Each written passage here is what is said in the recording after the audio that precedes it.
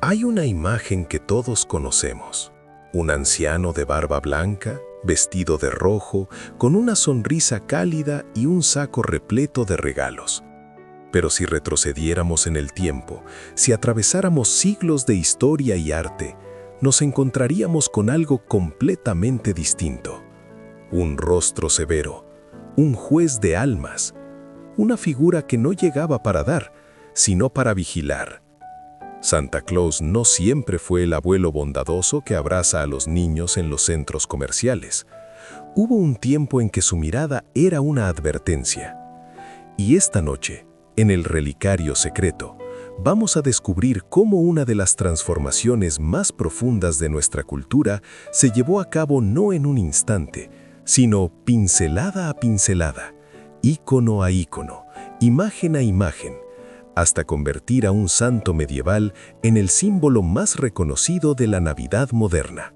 Si esta historia te intriga, si quieres acompañarnos en este viaje por los rincones olvidados del arte y la memoria, te invito a quedarte. Aquí, en el Relicario Secreto, cada relato es una puerta que se abre despacio.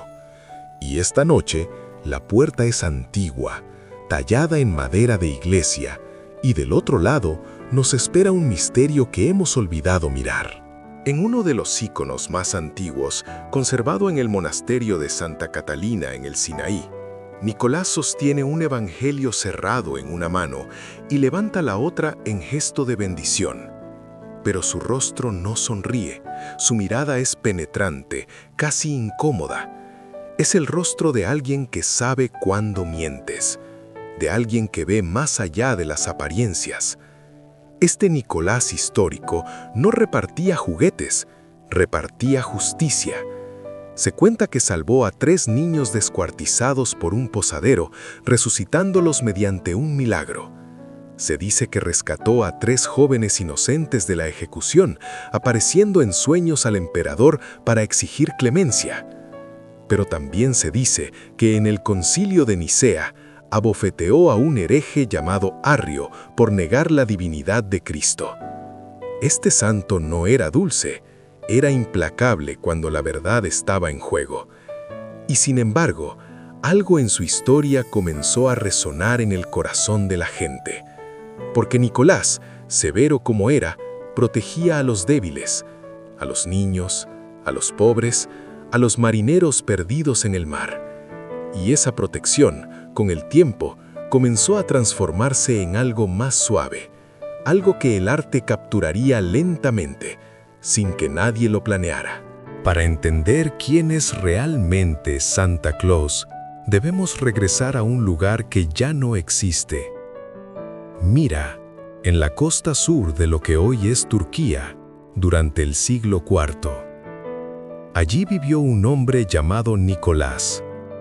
No era un personaje de cuento, era un obispo cristiano, de carne y hueso, con responsabilidades políticas y espirituales en una época de persecución y violencia.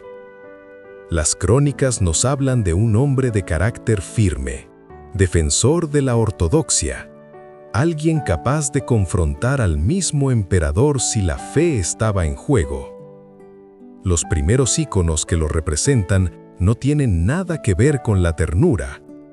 En los mosaicos bizantinos, Nicolás aparece con el rostro alargado, los ojos grandes y fijos, la frente amplia. Lleva las vestiduras doradas de un obispo, con una mitra alta y bordada. Su expresión no es amable, es la de alguien que conoce secretos, que ha visto el sufrimiento, que juzga con sabiduría, pero sin indulgencia. Es una imagen de autoridad espiritual, de poder sagrado. En la Edad Media, la veneración a San Nicolás se extendió por toda Europa. Desde Bizancio hasta las costas del norte, su figura cruzó fronteras, idiomas, culturas.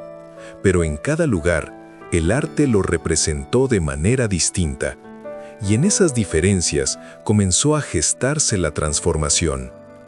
En las iglesias del sur de Italia, Los frescos lo muestran rodeado de niños pequeños que se refugian bajo su capa. Es un protector, sí, pero sigue siendo un obispo. Su rostro conserva esa seriedad antigua.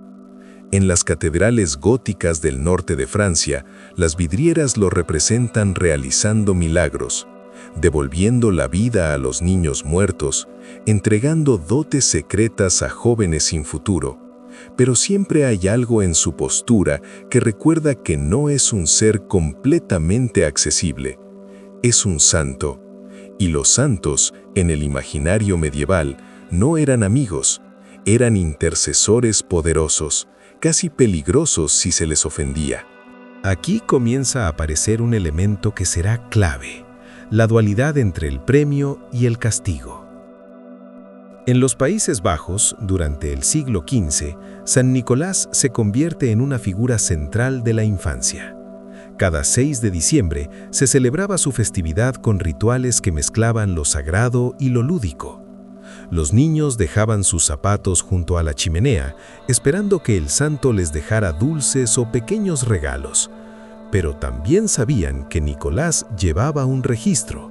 Sabía quiénes habían sido buenos y quiénes no. Y aquí aparece, por primera vez, una figura inquietante: el acompañante oscuro. En algunos grabados flamencos del siglo XVI, junto a San Nicolás aparece una figura encadenada, cubierta de hollín, con cuernos o rasgos demoníacos. Es el Krampus en las regiones alpinas. Es Zwarte Piet en los Países Bajos. Es Knecht Ruprecht en Alemania. Su función es aterradora. Mientras Nicolás premia a los niños buenos, el acompañante oscuro castiga a los malos, los mete en un saco, se los lleva, los desaparece. El arte de esta época refleja ese miedo. En algunas pinturas, los niños lloran mientras el acompañante oscuro se acerca con cadenas. En otras, Nicolás interviene, protegiendo a los pequeños de la criatura. Es una dinámica de terror y redención. Y aunque hoy nos parezca cruel, en aquel tiempo cumplía una función pedagógica y simbólica: enseñar a los niños que sus actos tenían consecuencias, que había ojos que vigilaban, que el mundo no era inocente.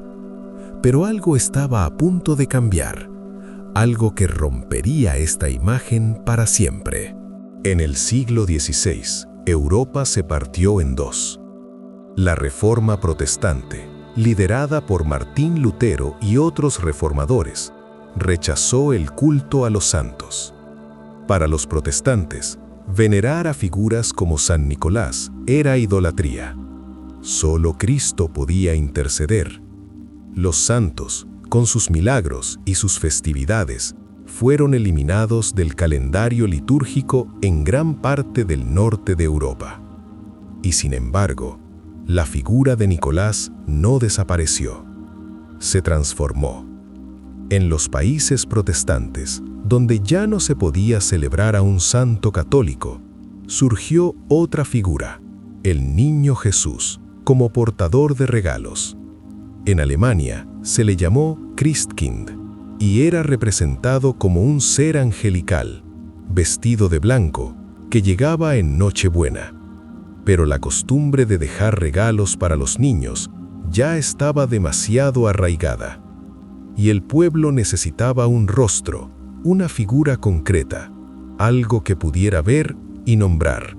Así, en las regiones donde el protestantismo no logró borrar completamente la memoria popular, San Nicolás sobrevivió, pero despojado de su santidad oficial. Ya no era un obispo, ya no llevaba mitra ni báculo. Se convirtió en Sinterklaas en los Países Bajos, en Father Christmas en Inglaterra, en Père Noël en Francia. El arte dejó de representarlo con vestiduras litúrgicas y comenzó a vestirlo con ropas más sencillas, más cercanas al pueblo, a veces con pieles, a veces con capas verdes o marrones. Ya no era un santo, Era un espíritu del invierno, una figura folclórica. Y aquí, en esta fractura, ocurrió algo fascinante.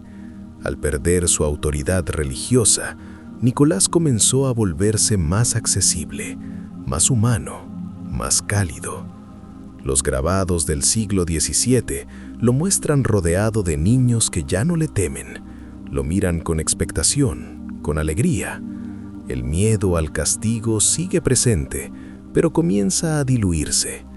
La figura oscura del acompañante sigue ahí, pero empieza a perder protagonismo. Es como si, al dejar de ser santo, Nicolás pudiera por fin convertirse en abuelo. En el siglo XVII, los colonos holandeses llevaron a Sinterklaas al Nuevo Mundo. En Nueva Ámsterdam, que luego sería Nueva York, las familias celebraban la llegada del santo cada diciembre. Pero en América, lejos de las tradiciones europeas, algo comenzó a cambiar más rápido. No había iglesias antiguas que preservaran la imagen, no había frescos ni íconos que recordaran al obispo de Mayra. Sinterklaas se convirtió en un personaje más libre, más moldeable. Los inmigrantes angloparlantes lo rebautizaron como Santa Claus, adaptando el nombre al inglés. Y poco a poco, la figura comenzó a separarse de cualquier trasfondo religioso para convertirse en algo puramente cultural. A principios del siglo XIX, el escritor Washington Irving publicó una sátira en la que describía a San Nicolás como un holandés regordete que volaba en un trineo tirado por caballos sobre los tejados de Nueva York. Era una imagen cómica, casi absurda, pero plantó una semilla. Luego, en 1823, apareció el poema anónimo que cambiaría todo, A Visit from Saint Nicholas, también conocido como 'Twas the Night Before Christmas. En este texto, Santa Claus ya no era un obispo ni un juez, era un elfo alegre con mejillas rosanadas, barriga redonda, vestido de pieles y capaz de deslizarse por las chimeneas. El poema lo describía como alguien que llegaba en la noche, en secreto, para dejar regalos sin esperar nada a cambio. Era generoso, silencioso, casi mágico. Pero faltaba algo crucial, una imagen. En 1863, en plena Guerra Civil estadounidense, un ilustrador alemán llamado Thomas Nast publicó una serie de grabados en la revista Harper's Weekly, y en esos dibujos, Santa Claus adquirió el rostro que hoy reconocemos. Nast lo representó como un anciano robusto, de barba larga y blanca, vestido con un traje rojo ribeteado de piel. Lo dibujó en su taller del Polo Norte, rodeado de juguetes y ayudantes. Lo mostró leyendo cartas de niños, verificando listas, observando con un telescopio quién se portaba bien y quién no. Era una figura paternal, pero también omnisciente. Nast recuperó, de manera sutil, la idea del vigilante, pero ahora esa vigilancia no era amenazante, era protectora, era cálida. Los grabados de Nast se difundieron por todo Estados Unidos. La gente comenzó a reconocer a Santa Claus no solo en palabras, sino en imagen. Y esa imagen se volvió tan poderosa que comenzó a exportarse de vuelta a Europa, cerrando un círculo extraño. El santo europeo, transformado en América, regresaba a su lugar de origen con un rostro completamente nuevo. Pero Nast había hecho algo más. Había convertido a Santa Claus en un símbolo de unidad. Durante la guerra, sus ilustraciones mostraban a Santa visitando a los soldados en el frente, llevando esperanza. Santa ya no pertenecía a una religión ni a una región, pertenecía a todos. Y la cultura de masas estaba a punto de hacer el resto. En 1931, la compañía Coca-Cola contrató al ilustrador Haddon Sundblom para crear una campaña navideña. Sundblom pintó a Santa Claus con una técnica realista, casi fotográfica. Lo representó con un traje rojo brillante, del color corporativo de la marca. Lo mostró descansando junto a la chimenea, bebiendo una Coca-Cola, sonriendo con ternura. Era la imagen definitiva, un abuelo universal, bondadoso, accesible, completamente despojado de cualquier rastro de severidad o juicio. Estas pinturas se reprodujeron en miles de anuncios, revistas, carteles, se exportaron a todo el mundo, y en cuestión de décadas, esta versión de Santa Claus se convirtió en la única versión que la mayoría de la gente conocía. El arte había completado su trabajo. De los íconos bizantinos a los frescos góticos, de los grabados flamencos a las ilustraciones victorianas, de los dibujos de Nast a las pinturas de Sundblom, Santa Claus había recorrido un camino de 1000 años. Y en cada etapa, el arte había capturado no solo una imagen, sino una necesidad. Primero, la necesidad de un protector poderoso. Luego, la necesidad de un juez justo. Después, la necesidad de un símbolo de esperanza en tiempos de guerra. Y finalmente, la necesidad de un consuelo universal en un mundo cada vez más fragmentado. Pero si somos honestos, algo se perdió en el camino. El San Nicolás original era una figura compleja. Era severo porque el mundo era duro. Era juez porque la justicia era necesaria. Era protector, sí, pero también exigía responsabilidad. Los niños medievales sabían que no todo era inocente. Sabían que las acciones tenían peso.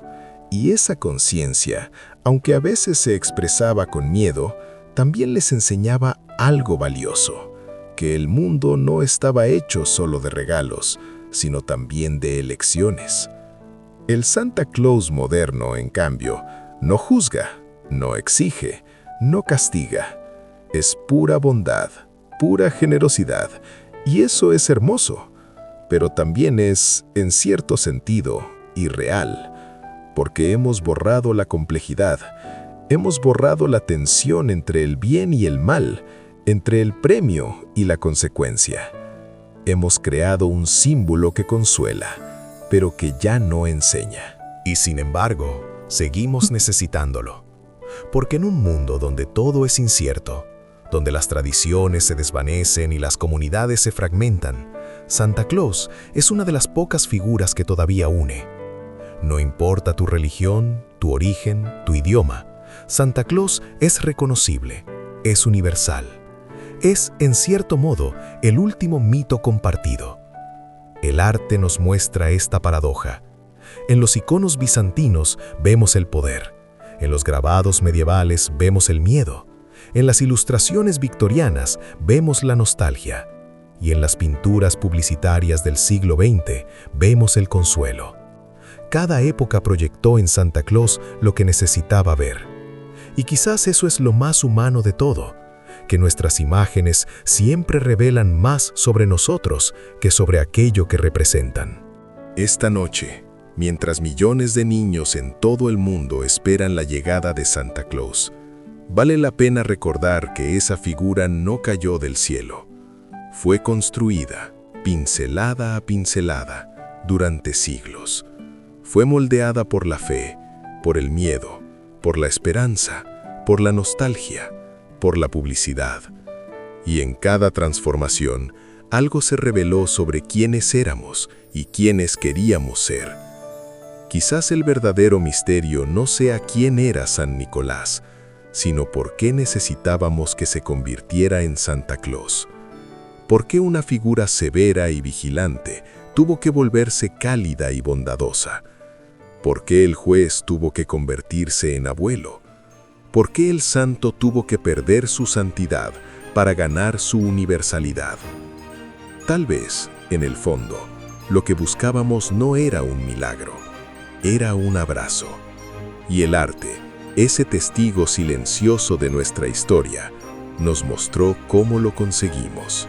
Si has llegado hasta aquí, gracias por acompañarme en este viaje. Aquí en el Relicario Secreto, cada historia es una puerta que se abre despacio, y cada imagen guarda un secreto que merece ser recordado. Si este relato te ha conmovido, te invito a quedarte, a explorar otros rincones olvidados del arte y la memoria. Nuestro relicario siempre tiene una luz encendida. Y cuando vuelvas, aquí estaremos, esperándote con una nueva historia. Que pases una hermosa Navidad. Y recuerda, cada imagen que ves, cada tradición que celebras, tiene una historia más profunda de lo que imaginas.